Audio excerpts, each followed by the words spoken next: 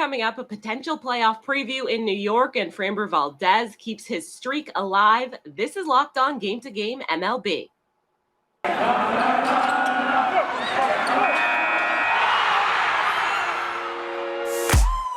The biggest games, the best performances, expert analysis. You are Locked On Now.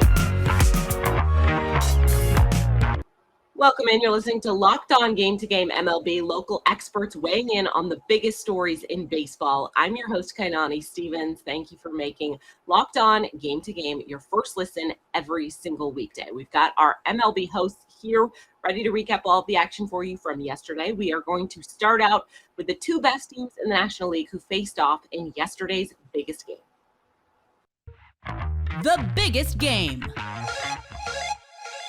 The two best records in the National League met in New York on Tuesday, with the Dodgers getting a one-run win out of Citi Field to start that stacked series. Locked On Mets explains how New York fell short, while Locked On Dodgers reviews LA's 90th win of the season.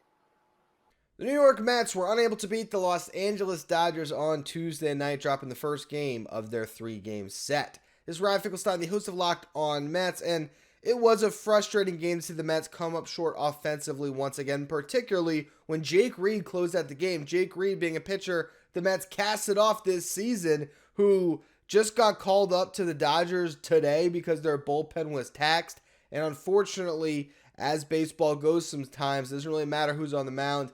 Anybody can get you out. And Jake Reed gets the save and has a rather heroic yell at the end of it all, as it was obviously a big moment for him and frustrating one for the Mets team to come up short in this way. But there's always a silver lining, and we're at the height of scoreboard watching right now. The Braves lost too, so no harm, no foul. On the show tomorrow, I'll talk about this game, talk a little bit about the struggling offense, and I'll spotlight Mark Canha a bit because he continues to shine this month, and he hit another home run tonight. So we'll be covering all of that on tomorrow's edition of Locked On Mets. We were told this would be an October preview. I suspect we won't see Heath Hembree and Jake Reed getting the win and the save in the postseason. What's up? It's Jeff from Locked On Dodgers. The Dodgers beat the Mets 4-3 in the opener of this series. And yeah, it probably is a postseason preview. The Dodgers and Mets are likely to meet up with each other in the NLCS. You know, nothing's guaranteed in the playoffs, but it's definitely a possibility. And what we saw on Tuesday was not a preview of that series. Will Smith and Justin Turner both had the day off. Andrew Heaney went 5 innings, and then the Dodgers only had 4 relievers available, and Dave Roberts ordered them by Jake Reed's the only one I trust to go more than 1 inning, or the only one I'm allowing to go more than 1 inning tonight. So he will go last, and that meant Jake Reed with a 1-run lead in the bottom of the ninth, getting the save, allowed a leadoff single, got a clutch double play grounder on a nice play by Max Muncy, gets his first career save. Heath Hembree gets his first win with the Dodgers in his debut with the Dodgers, and both of them probably in the next week or two will be rewarded for their troubles by being DFA'd. But for now, it's a good night for them. Good night for the Dodgers. Dodgers are at 90 wins, a lot more than the second best team in the league. Dodgers are up by 9 games on the Mets now. So check out Locked On Dodgers every morning for more on this game and all Dodgers stuff for you. Make us your first listen.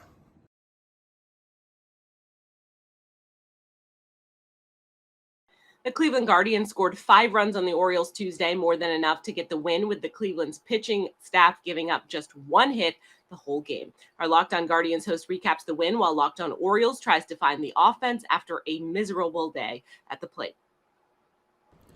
Cleveland Guardians beat the Baltimore Orioles. Cal Quantrill, he wasn't necessarily at his best, which is kind of crazy to say when you consider he went 6 innings, gave up 1 hit, 1 earned run, 3 walks, just the 4 strikeouts. Wasn't always there with his command, but certainly got the job done. If you've been listening to the show, you know 3 of his previous 4 outings, he went 6 innings or more, not giving up any earned runs. What am I getting at? I think it's a pretty clear case that he is the American League Pitcher of the Month for August. We'll see if he gets the award, but I think he has really put his name on it. It's hard to ignore the performance.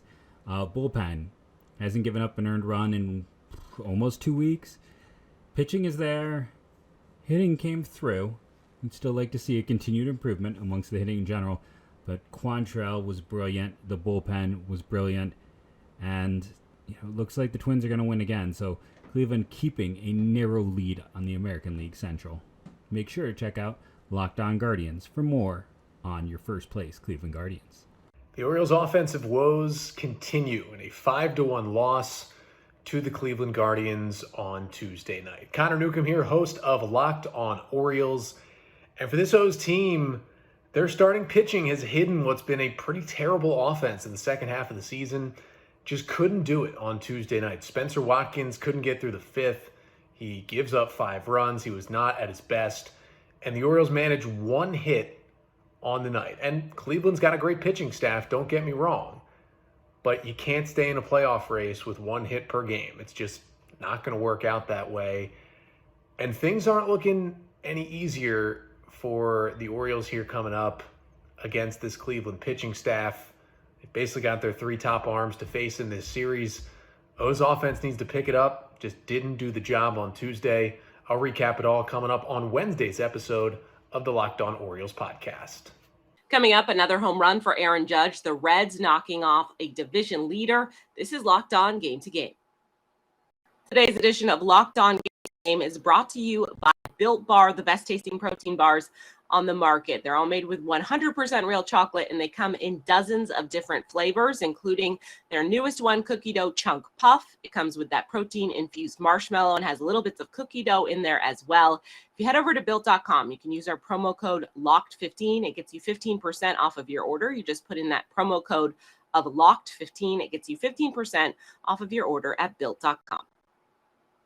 Welcome back to Locked On Game to Game MLB. I'm Kainani Stevens. Thank you for making Locked On Game to Game your first listen every single weekday.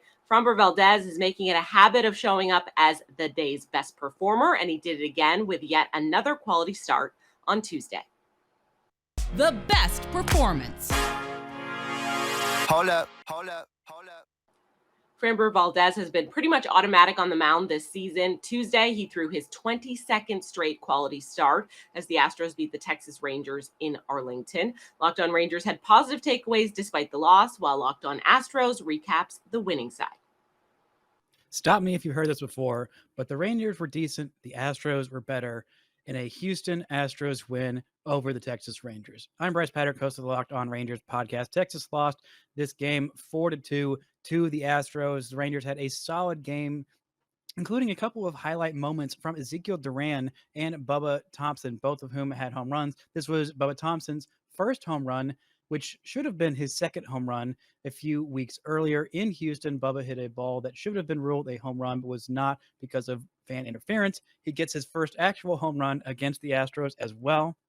It was a solid night for him, but just the Rangers could not do enough. A decent outing from Dane Dunning, 5 innings, just 2 earned runs, 3 total. That unearned run came off of an Ezekiel Duran throwing error, a little bit of a rough error for him. Framber Valdez has just been absolutely fantastic. He has over 20 straight quality starts, and even Nathaniel Lowe, who's been the left-handed matcher, just coming off winning the American League Player of the Week award, he was not able to get anything going in this one either. Texas just did not have a shot. The Rangers were fine, but the Astros were better. For more, check out the Locked On Rangers podcast. On the anniversary of the day that the Texas Rangers denied the Astros the ability to play in Arlington due to Hurricane Harvey, where they had to play in Tampa, they wear the blue uniforms. Coincidence? I think not. Tonight on Locked On Astros, we talk about this game. The Astros win 4-2. Jose Altuve with a multi-hit game as well. Jeremy Pena, 3 for 5. Christian Vasquez with the big clutch RBI with bases loaded, and Alex Bregman with the home run.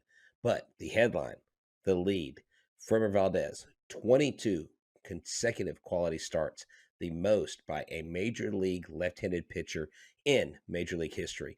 He has a record for a left-hander, 8 strong innings, 7 hits, 2 runs, but 8 strikeouts on 104 pitches. Stay tuned in to Locked On Astros. Check out our YouTube channel and check us out on Apple, Google, or Spotify, wherever you get your podcasts. We are your team every day. Go Stros.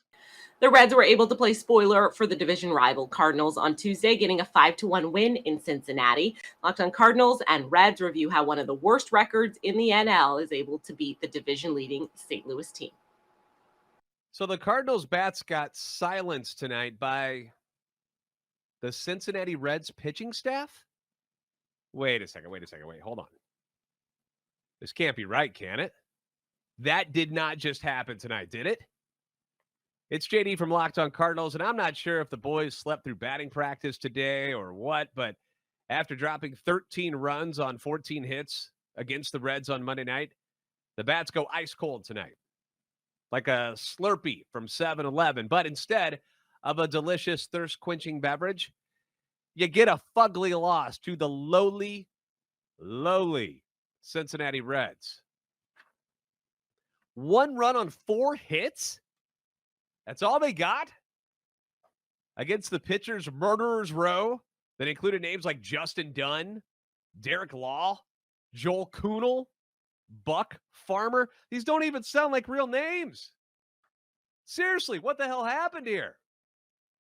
Dakota Hudson's inconsistent season continues or comes to an end, perhaps, after giving up 5 runs on 9 hits in just 4 2/3 innings. He gave up a home run to Austin Romine? I mean, come on, man. But to be honest, even if he gave up just 2 runs, they still would have lost because they couldn't hit anything tonight in one of the best hitters' ballparks on the planet. Inexcusable, embarrassing. Still can win the series tomorrow with Jose Quintana on the mound, but ugh. For more things like this, be sure to check out Locked On Cardinals tomorrow. Well, you can't say that too much about the Cincinnati Reds in 2022, but on Tuesday night, they put together a complete performance for a victory. What's up? This is Jeff Carr from the Locked On Reds podcast. And when you're talking about that Tuesday night performance, you start with Justin Dunn, who was inexplicably removed after 4 innings of work. We'll talk more about that on the podcast. But then Derek Law, making his major league debut for the Reds, just called up on Tuesday, gets 2 innings of shutout ball against a Cardinals lineup that has been absolutely white hot as of late. He gets the win in his Reds debut, first pitcher to do that since David Hernandez back in 2018. Back in April of 2018, an absolutely great performance by the rest of the bullpen. Alexis Diaz comes in and really shuts the door on, he had a little bit of control issues there to begin with, but he really shut the door on the Cardinals and did well against Tyler O'Neill to get that 3rd out. The lineup, 4 runs in the 3rd inning is all they would need. They added on later on in the game. Overall, great performance by the Redlegs. We'll talk about exactly what led to that win and an awesome continuing performance for Jonathan India as he continues to look like the dude that we hoped we would see back on opening day before all the injuries happened. That's all coming up on the next Locked On Reds podcast. Aaron Judge hit home run number 51, and a couple other Yankees went yard as well in a New York win over the Angels in LA. Locked On Angels and Locked On Yankees recap Game 2 between the star-studded lineups. This is Stacey Gotsoulias of Locked On Yankees, and the Yankees beat the Angels 7-4 behind home run power by Andrew Benintendi, his 5th, Anthony Rizzo, his 30th. 30 is nothing to sneeze at, even though I feel like I'm about to sneeze, but it's nothing to sneeze at. And he's been doing it kind of quietly because he's not really hitting that well otherwise, And then you have Mr. Aaron Judge, who hit his 51st home run of the season. He has 51 home runs on August 31st. That's pretty impressive. Now, Jameson Taillon left the game with an injury. X-rays were negative, so that's good. But the Yankees were able to hold on, win 7-4, looked better, snapped the 3-game losing streak, and they're looking to win the series on Wednesday against the Angels. Will they do it? Who knows? We'll have a full recap of this game on the next episode of Locked On Yankees, plus anything else you need to know. Well, after a big victory on Monday night against the Yanks, the Angels fall to the Yankees on Tuesday night, 7-4. Hey, everybody.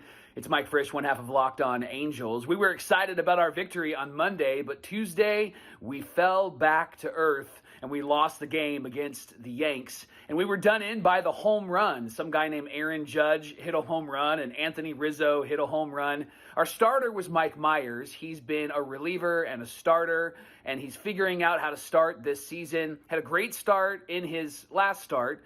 and then he struggled on Tuesday night. And then Touki Toussaint came in and shut the Yanks down in 5 innings. We had a home run from Max Stassi, which was really great to see. Shohei Ohtani had 2 hits.